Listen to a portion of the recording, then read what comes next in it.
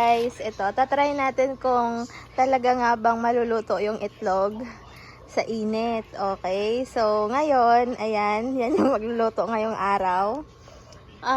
Dali, ano mo na, painitin mo muna yung yung kawali. Painitin mo muna yung kawali. Mainit na ba? Mainit na ang kawali? Punta na doon, buksan mo na yung itlog. Ba't